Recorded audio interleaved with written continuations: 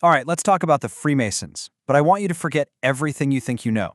We're diving into a book from 1921 that makes a pretty wild claim that their real origins aren't in the stonemason guilds of Europe, but way back in the ancient mystical sects of the Middle East. This is the story of a theory that tried to rewrite the history of the world's most famous secret society. So this book really forces us to ask a huge question. Where did Freemasonry actually come from? Was it really born in the lodges of 18th century London, or did it start somewhere else, somewhere much, much older?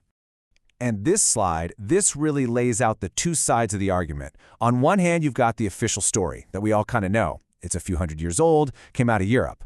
But on the other side, you've got this radical claim of an ancient spiritual lineage stretching all the way back to Syria and Lebanon. And that's the wild idea we're going to unpack. So, who's the guy behind this provocative idea? I mean, who would dare to challenge the entire foundation of Masonic history? Let's meet the author. Okay, and this is the really interesting part. This wasn't some attack from an outsider. This was a revolution from within. Bernard H. Springett wasn't just some historian. He was a dedicated, high-ranking Freemason himself. He truly believed he was uncovering a lost ancient truth for the very brotherhood he was a part of. But, yeah, the Brotherhood wasn't exactly ready for his ideas. As he himself put it, he was met with a surprising amount of scorn and ridicule.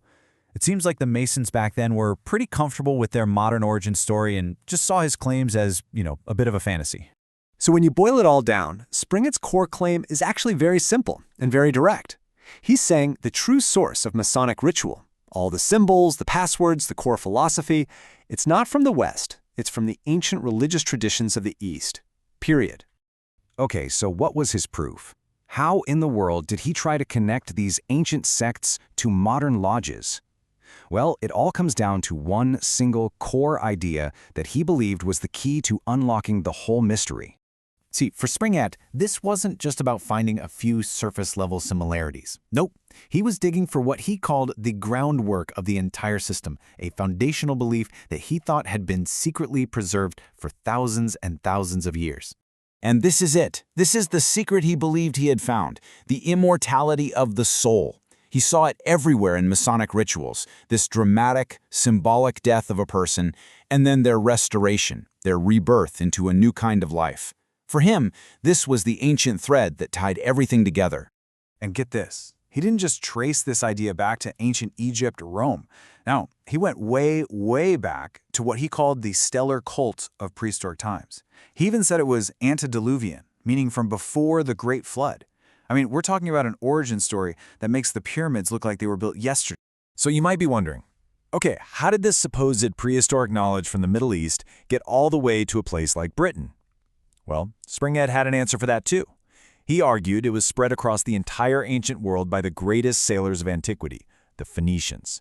He believed they carried these rites and symbols from the east to the west on their voyages. Now, Springett didn't just make this giant leap from some prehistoric cult to modern Masons. He claimed to have found all the missing links in between, this long, unbroken chain of secret societies that kept the flame of this ancient knowledge alive through the centuries. And his ambition here was just breathtaking. He was trying to forge a single, unbroken chain of secret knowledge, connecting dozens of totally different, often rival secret societies from all across history. And just look at the list of groups in this chain. It's a who's who of mysterious historical societies. We're talking the Druids from ancient Britain, the Gnostics from the early Christian era, the Essenes of the Dead Sea Scrolls, the legendary Knights Templar, all the way to the shadowy assassins and the mystical Druzes of Lebanon. He connected them all. So what was his proof? I mean, how did he actually connect all these different groups? This is where his argument gets really tangible, because he starts focusing on specific rituals and signs that he claimed were popping up in the most unexpected places all over the world. Springett's big claim was that this ancient tradition had left behind a kind of secret language, a universal set of signs and symbols that could be understood by initiates across different cultures and continents. It was like a hidden code that could connect a Mason in London to a mystic in Syria. And the examples he gives are pretty astonishing. He says the 3 steps you take in the first Masonic degree, also used to enter sacred Hindu temples, the 5 points of fellowship, recognized immediately by a tribesman in Syria, and maybe, wildest of all, the signs of a Knight of Malta, supposedly found being used in a ceremony by a remote tribe in Mexico. I mean, is that just a coincidence? Or is it proof of a universal brotherhood? For Springett, the answer was obvious. These were not coincidences. For him, this was the smoking gun. It was definitive proof of a single, unbroken tradition, a secret knowledge passed down from master to apprentice, all the way from the ancient East to today. And that really leaves us with the huge question his book poses, doesn't it? Did Bernard Springett actually uncover a genuine, forgotten chapter of history? Or was he just weaving together a really grand, romantic fantasy? You know, the answer to that? Well, it seems like it's still a matter of what you choose to believe.